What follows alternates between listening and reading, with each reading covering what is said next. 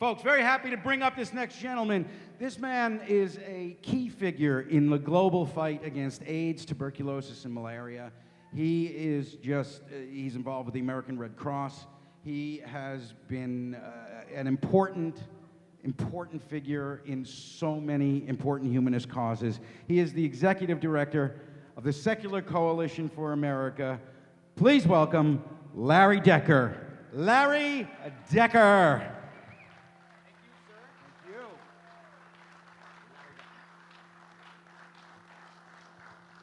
Well, I've spoken in a lot of places in Washington, but never here. This is pretty cool. Hello, people of reason. Over the past 48 hours, many of you joined the Secular Coalition for America on our lobby days. Well, this year we made history. We met with more than 300 members of the U.S. Senate and the House of Representatives. We expressed our views to them and we opened dialogues with them. But over the years, we have watched them cave into the demands of the religious right, even though the non-religious outnumber them. We have watched our lawmakers give away and compromise our civil rights way too much. Well, I'm tired of the attacks on civil liberties and on the non-religious. Are you? We are done being talked down to or being ignored by politicians or pundits. We are done playing defense. We are done hoping that the rights guaranteed to us by the Constitution will be there for our children and our grandchildren. But we can't do it alone any longer. We need you to help us keep religion out of our government. Today is the day that we as secular Americans go on the offensive.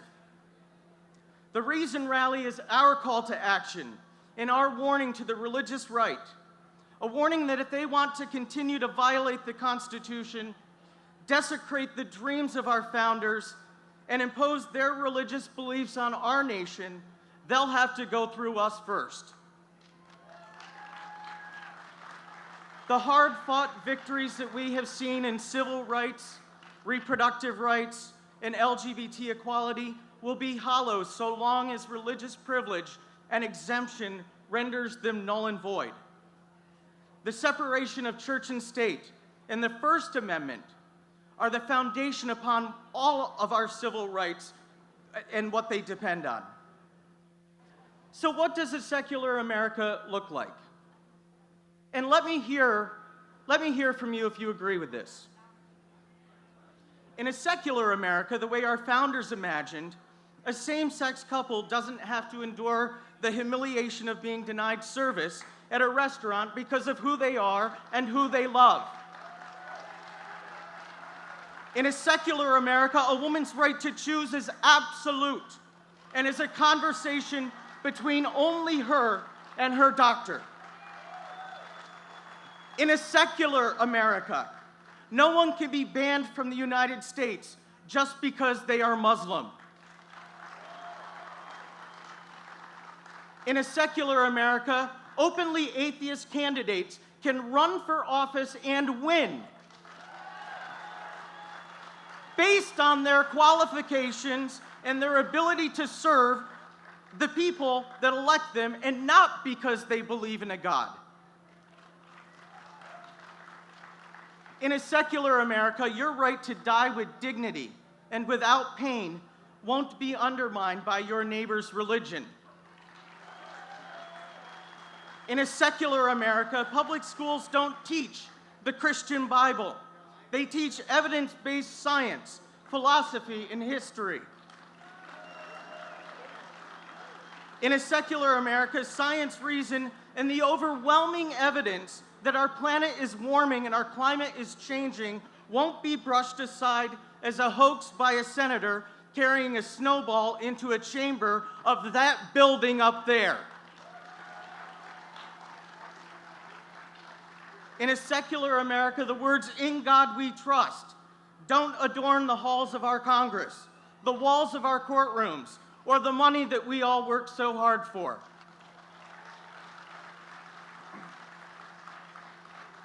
And in a secular America, Christians, Jews, Muslims, Hindus, atheists, humanists, Baha'i, Wiccans, Buddhists, all of us live our lives according to our personal worldviews. That is what true religious freedom looks like. Freedom, equality, inclusion, knowledge, our values are everything the religious right stands against, but it's everything we stand for. Let me say them again. Freedom, equality, inclusion, knowledge. The religious right says that they're fighting for religious freedom. They are not. Nothing could be further from the truth. They are fighting to have their religious beliefs exempt from the law and their prejudice elevated above the law. They are doing this at your expense and at my expense. In the coming weeks, you're going to hear some politicians and pundits trying to portray this movement as being anti-religious. It is not. And again, nothing could be further from the truth. The opposition will say that what we stand for is an attack on their faith.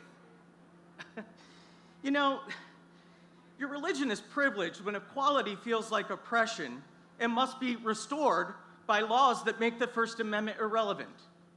I want to set the record straight. This isn't a rally against religion. This is the Reason rally.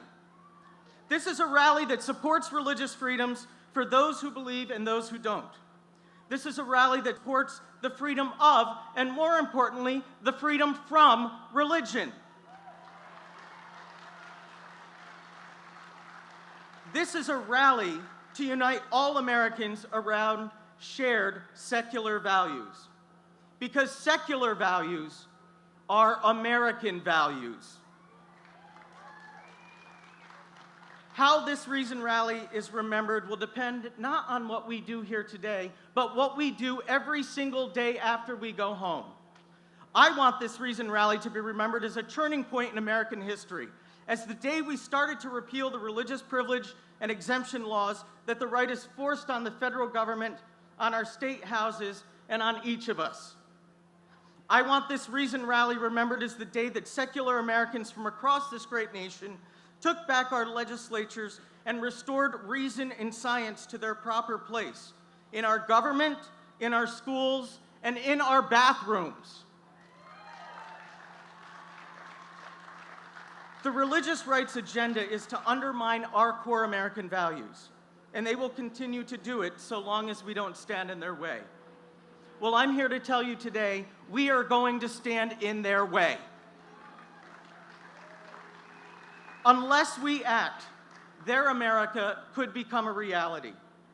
Their America comes at the expense of everyone's fundamental civil rights. Their America is a theocracy.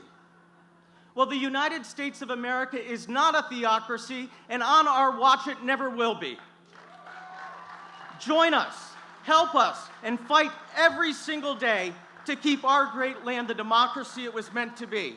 Stand with us, we can't do it alone, and may reason prevail in America. Thank you.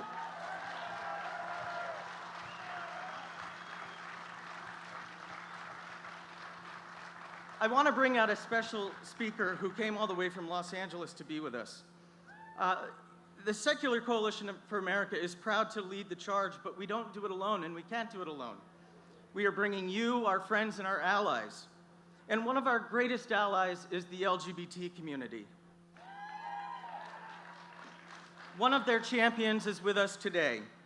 It is my great pleasure to bring to the stage Dave Garcia, the Director of Policy for the LA LGBT Center, the largest gay and lesbian organization in the world. Dave, please join me.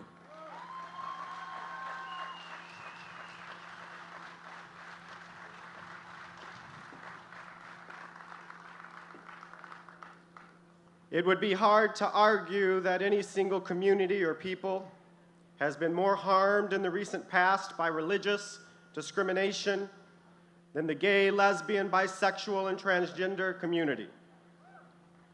Now, I work at the Los Angeles LGBT Center, and we are the largest LGBT organization in the world. with an annual budget of $90 million, a staff of 550, 8 facilities, serving 45,000 clients a month. So we see the direct effect of religious bigotry and discrimination every minute of every day in our emergency beds, because young people continue to get kicked out of so-called Christian homes, in our health care clinics, in no small measure because religious ignorance and bigotry continue to block quality sex education, in our mental health programs, where reparative conversion therapies, protected by and hiding behind religion, leaves our community damaged, often for the rest of their lives. We see LGBT people from all over the world who come to our center, seeking shelter, seeking asylum from repressive governments who in many cases imprison or kill in the name of religion. It was American Christians behind the Kill the Gays bill in Uganda. In fact, no institution has given more money to fight LGBT equality in this country than religious institutions, the Mormons, the Catholics, the Southern Baptists. From Mississippi to North Carolina, from Indiana to Michigan, from Washington State to some of the very buildings behind us here today in Washington, D.C. So let me be as clear as I possibly can. No Bible, no Quran, nor any religious text supersedes the Constitution of these United States.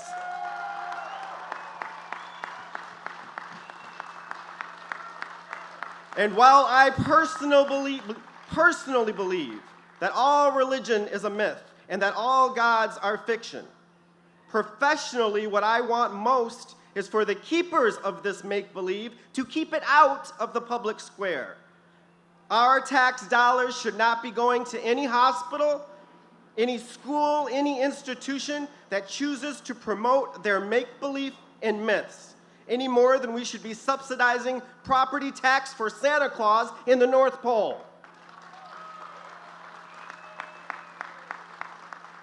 Finally, it is of imperative importance for the LGBT community to unapologetically build bridges, organize, and work with atheists, so many of whom are already LGBT and here today.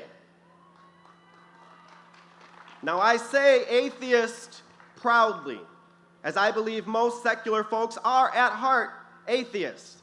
I might not know it yet, kind of like when I dated girls in high school.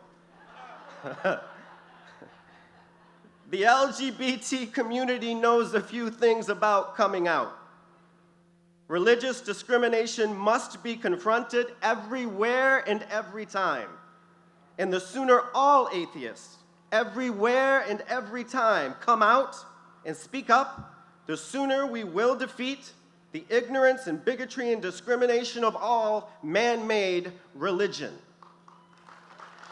Happy Pride Month.